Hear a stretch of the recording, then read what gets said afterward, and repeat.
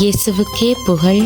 இயேசுவில் பிரியமானவர்களே, இன்று நம் ஆண்டவர் யாக்கோபு 4ஆம் அதிகாரம் 10ஆம் வசனத்தினூடாக இவ்வாறு நம்மோடு பேசுகின்றார்.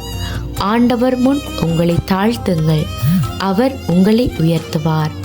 ஆம் பிரியமானவர்களே, நாங்கள் பெயர், புகழ், வசதி வாய்ப்பு பெற்று எவ்வளவுதான் உயர்ந்த இடத்துல இருந்தாலும் ஆண்டவர் முன்னுக்கு நாங்கள் எல்லோருமே சிறுமைப்பட்டவர்கள்தான். உங்களைய விட யாரும் இல்லை, நான் தான் எல்லா விதத்திலையும் பெரியவனண்டு ஒரு நாளும் மனசில் நினைச்சு செயற்படாதீங்க. ஏனண்டா ஆண்டவர் சொல்றார், செருக்குற்றோரை அவர் இகழ்ச்சியுடன் நோக்குகிறார், தாழ்நிலையில் உள்ளவர்களுக்கோ கருணை காட்டுவார் என்று. எனவேதான் பிரியமானவர்களே, கடவுளுக்கு பணிந்து வாழுங்க. செல்வம், புகழ், பெயர், பெருமையெல்லாம் ஆண்டவர் நமக்கு கொடுக்கிற நற்செல்வம்தான்.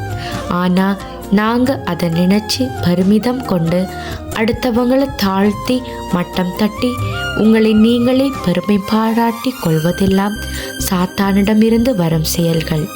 இப்படியான உள்ளம் கொண்டவர்களை ஆண்டவர் இகழ்ச்சியோடு பார்க்கிறார்.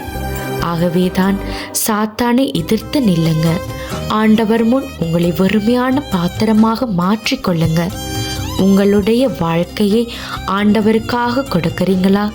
விசுவாசம் உள்ளவர்களாக ஆண்டவருக்காக நீங்க இந்த உலகத்துல வாழணுமா?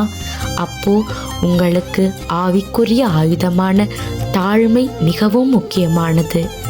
1 பேதுரு 5ஆம் அதிகாரம் 5ஆம் வசனத்தில் குறிப்பிடப்பட்டது போல, செருக்குற்றோரை கடவுள் இகழ்ச்சியுடன் நோக்குவார், தாழ்நிலையில் உள்ளவர்களுக்கோ கருணை காட்டுவார்.